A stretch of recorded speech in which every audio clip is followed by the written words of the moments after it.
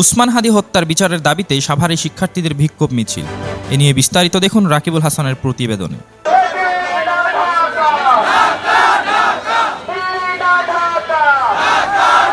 ভারতীয় আধিপত্য বিরোধী আন্দোলনের শহীদ উসমান হাদি হত্যাকাণ্ডের বিচার দাবিতে ঢাকার সাভারে বিক্ষোভ মিছিল করেছে সাভার সরকারি কলেজের শিক্ষার্থীরা।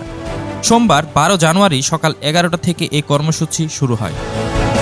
সাভার সরকারি কলেজ থেকে শুরু হওয়া বিক্ষোভ মিছিলে উপজেলার বিভিন্ন শিক্ষা প্রতিষ্ঠানের শিক্ষার্থীরা অংশ নেন। তারা হাতে ব্যানার, ফেস্টুন ও প্রতিবাদী প্লে কার্ড নিয়ে শহীদ উসমান হাদির হত্যার দৃষ্টান্তমূলক বিচার এবং ভারতীয় আধিপত্যের বিরুদ্ধে জোরালো প্রতিবাদ জানান।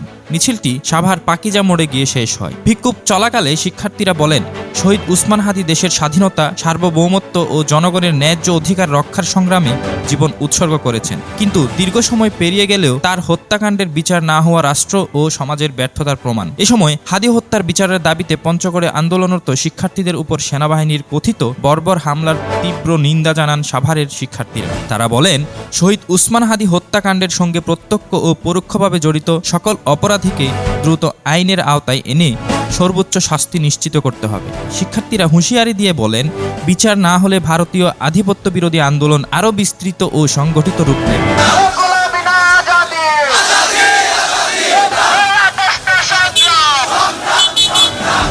সাদেক চৌধুরী, এন্টারটেইনমেন্ট।